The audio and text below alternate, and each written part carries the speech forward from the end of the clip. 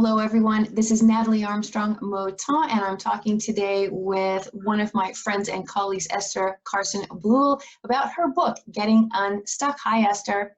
I just happen to have it here. There you go. Isn't it gorgeous? Look at that beautiful green maze on the front. So, Esther, I want to talk to you now about, we've gone through chapters 1 through 6. We're on to chapter 7.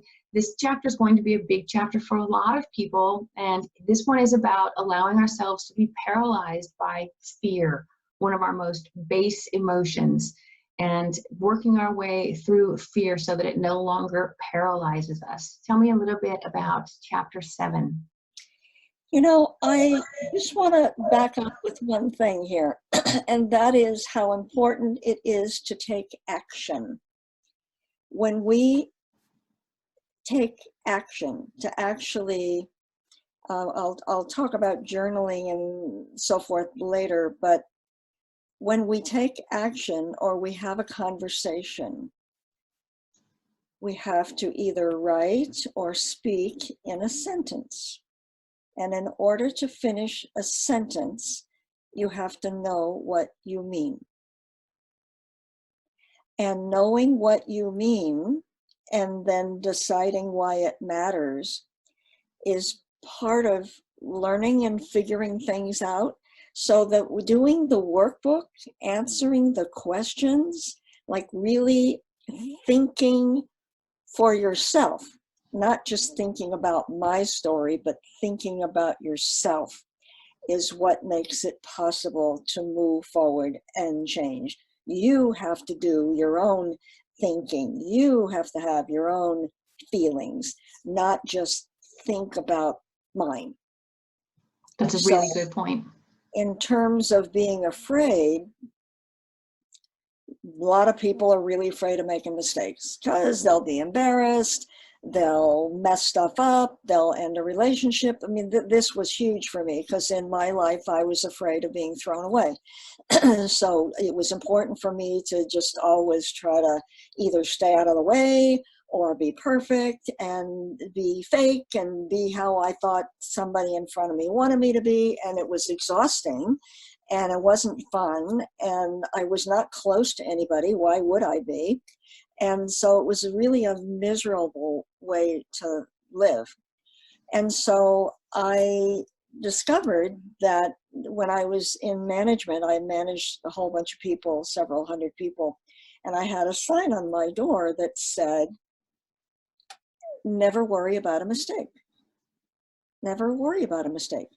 Just always make a new mistake. Right? Because if we do the same thing over, then we haven't learned, and now it's not a mistake because we knew it wasn't going to work. So that idea about, pretending that you didn't know it was a mistake, that's no good. And what do you do? Like, what do you do when you make a mistake? Really, there aren't very many mistakes that are going to be fatal. Okay? So the idea is to learn and to do it differently next time. So especially if it's physical and you're going to injure yourself, right? Like hot stove and all that stuff.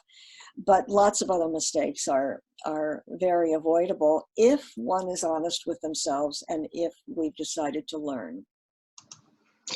And fear is one of those things that I found could be useful when it was kept in its proper place. Mm-hmm. It can be a great motivator, but I think for a lot of people it becomes paralyzing, like you say in the book. And one of the lessons that I learned from a friend in junior high school, so quite young, surprisingly young now retrospectively thinking about it, I was a competitive ballerina, a dancer, and I had been preparing to audition for the Nutcracker for the entire summer. And then it came time for the audition, and I said to my friend, I don't think I'm not good enough. I've seen the other girls. I know I'm not good enough. There's no point in me even auditioning. After I had prepared an entire season for this audition, and my friend said to me, you should audition. What's the worst thing that can happen? And I said, well, what do you mean? And he said, well, let's just think about it. if you close your eyes and really imagine, what is the worst thing that could happen? I said, well, the worst thing that can happen is I don't get the part. And he said, well, it could probably be worse than that. You could fall. You could sustain an injury that would prevent you from dancing in future. Then what happens? If you fall at this audition and you can't dance in future, then what does your life become? And I said, well, I don't know. I would just keep going on with school and other things. And he said, so really not that bad. So, well, no. And he said, and if the moderately bad thing happens and you don't get the part, what happens? Well, I just keep practicing and audition for the next role. So really not that bad. So why would you let that fear stop you from doing a thing that you really want to do and that you've practiced for and worked for, when the worst thing that is imaginable is really not that bad? And also, most of the time, it's what's in our head. Mm-hmm. And it's a little like the forgiveness thing. Like if you've decided that you are bad, or that what you've done, and I often ask people this, right? So has your partner done, or have you done something that's literally, truly so bad that it's unforgivable? Like anyone who did that thing could not be forgiven. It would be fatal.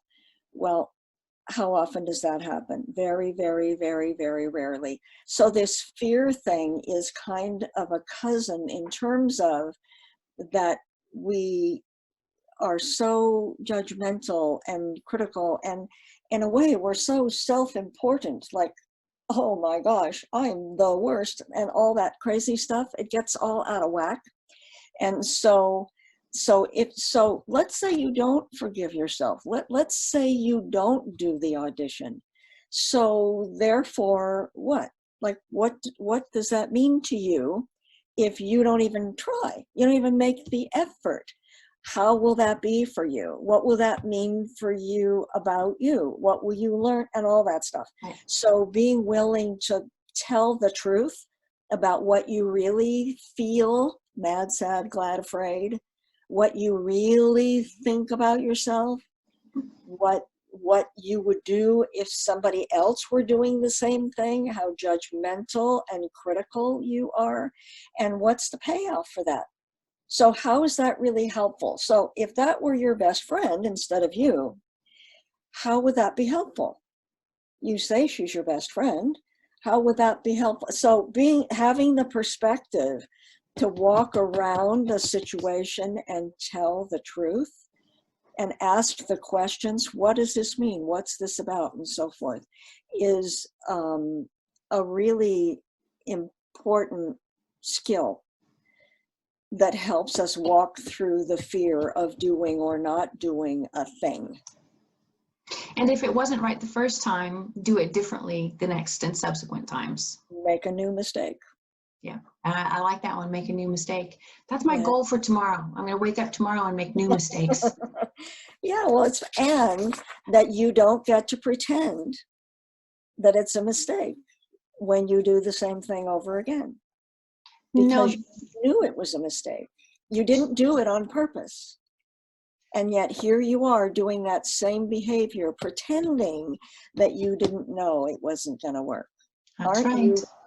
Aren't you a funny girl? Right, that's right. There's no excuses. Esther doesn't allow for any excuses. All right, Esther. Anything else that you want to tell us about this particular chapter other than, read it, use the workbook, go through it, and if you have to go back into previous chapters and work your way back up to this one, that's fine. I think the main thing is being willing to acknowledge that you made a mistake, acknowledge that it was a mistake, as opposed to a choice, right? Maybe you knew it wasn't going to work and you want to call it a mistake, but let's assume it's really a mistake. For you to be willing to look at it and learn. Like, what do I do when I screw up? What do I do when I actually make a mistake as opposed to a bad judgment? So that you really adopt a learning attitude. That's what's going to set you free, because you're never going to get away with no mistakes. It's like, just make new ones. That's right.